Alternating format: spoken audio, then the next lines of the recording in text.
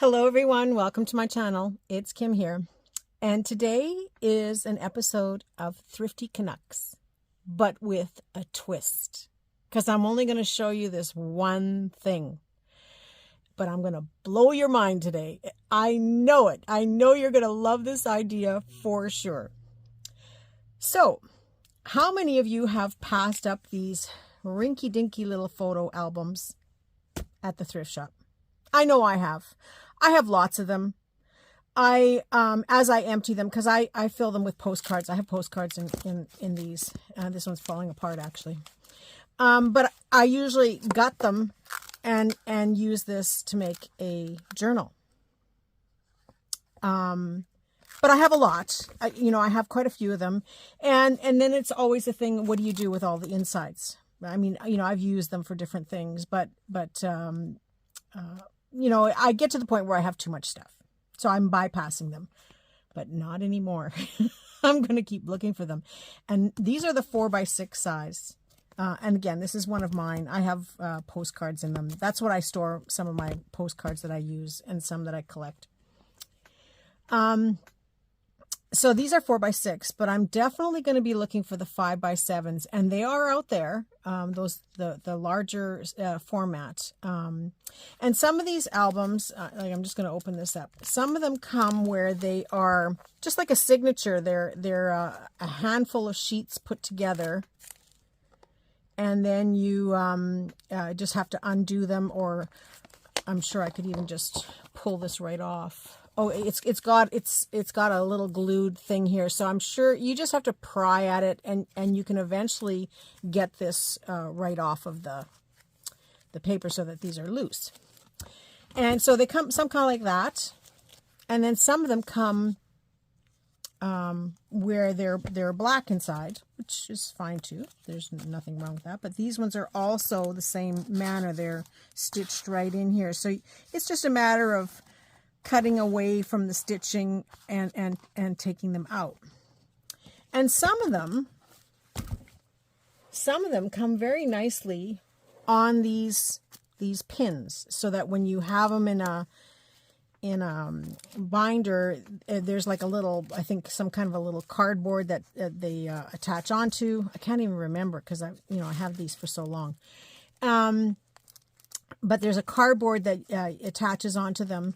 And then they're easy to pull out. And then once you do, you just undo the screw. It's like a long screw inside here. You guys know this. I don't think I have to show you. Maybe I can open it up. Yeah, I can.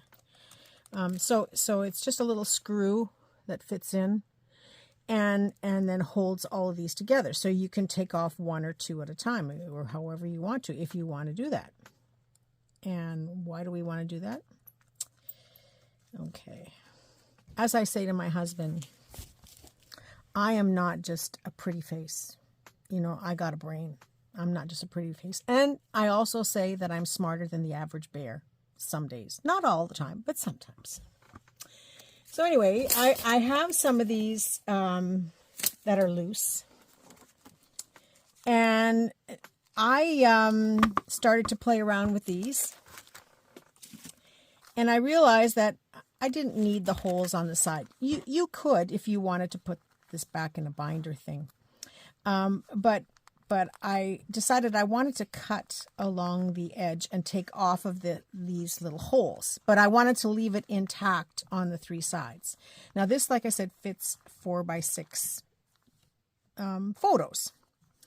And I use them for postcards, but there's lots of other uses, but the only problem is that they're open, right? So whatever you put in here is going to either flip-flop around, or, it's not going to hold together nice unless you always have it upright. But you know what happens if you have a desk like mine. If it slides on the floor, all your stuff is falling out. So then I cut them. Like I said, I cut them so that there's no more of those holes, but you don't have to. And then because they're 4x6-ish. Now it depends on where you get them from. Like this one's actually 6 1/4, I think, and it's like 4 3/8. So I cut a piece of cardstock that was 8 inches tall, so it's taller than this, and 4 and, well, just under a quarter, 4 and, I don't know, 1/8, I don't know, approximately, to fit inside here so that it would slide in. Now this has a plastic on this side, and then it has one on the back side. So I took my cardstock that I cut, and I made sure it was a nice tight fit. I wanted it to be a nice tight fit. So opening up the sleeve, I slip this inside.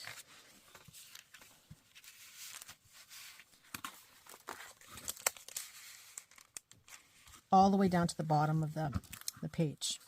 Now, some of you, your brains are already starting to go crazy. So then, I mean, I could have scored this at the top of the line, but instead I just took my finger and I just kind of pinched it on both sides. If you can see what I'm doing, I'm just taking my fingernail and sort of pinching it. And I folded this down.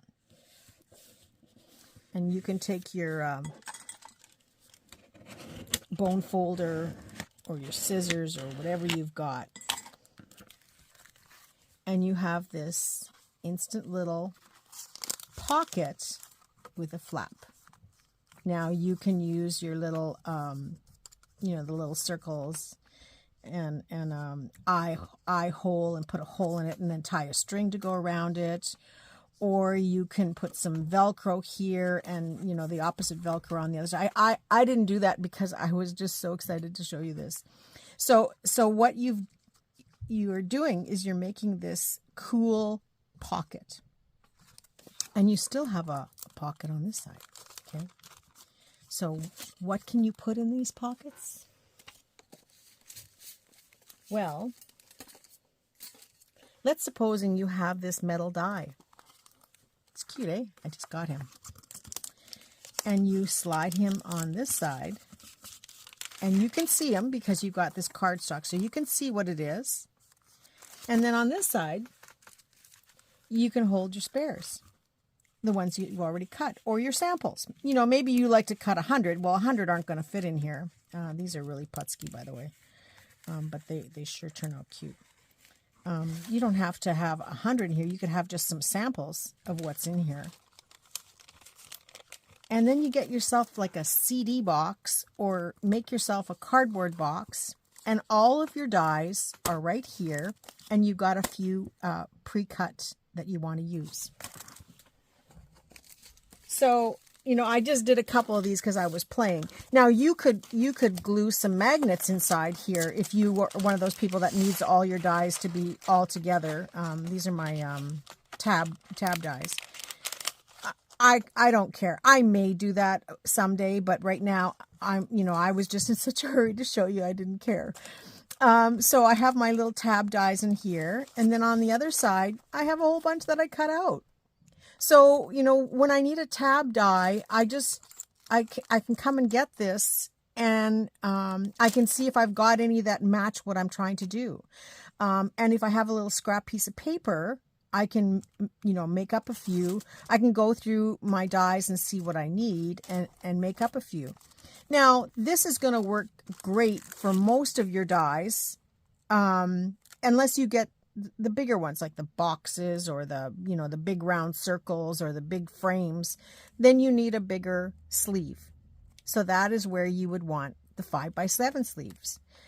Because most of your dies aren't bigger than 5x7, and if they are, I'm sure you don't have 100 of them. You can store those separately. But this, you can put labels on here. You can actually, I thought about even taking one of these tabs, but I probably won't do it. But I thought about taking one of these tabs and just, you know, gluing it on the outside, just for show. But then I think these would get caught up and stuff anyway. So I think I'm just going to put a little piece of Velcro and close it. That's it.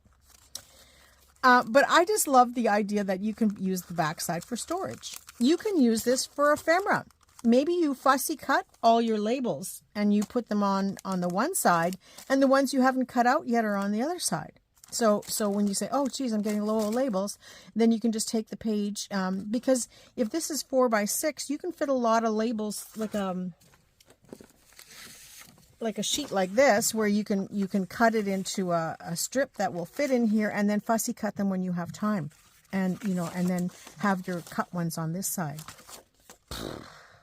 Is that crazy or what? I am so excited about this. This is going to be my new method of storage for these things, because I've always, every time you get them in, they're in a different kind of cello, or if you leave them in the cello bag, you've got to peel that glue off, because, it never sticks right, or if it doesn't, sometimes they don't stick at all once you open them. The bags break. This is pretty handy, and if it breaks, hello. You got 100 of these, and it's so easy to find these. So run to the thrift shops, grab as many as you can. Look at this. It is super easy storage. Here, let's do another one. I was storing these things in CD holders before. Not anymore. Now they're going into my new sleeves.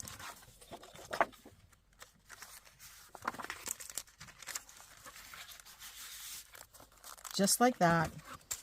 I hope you can see this all in frame here. And I'm just pinching it and folding it over. I only have this here because I was scraping something.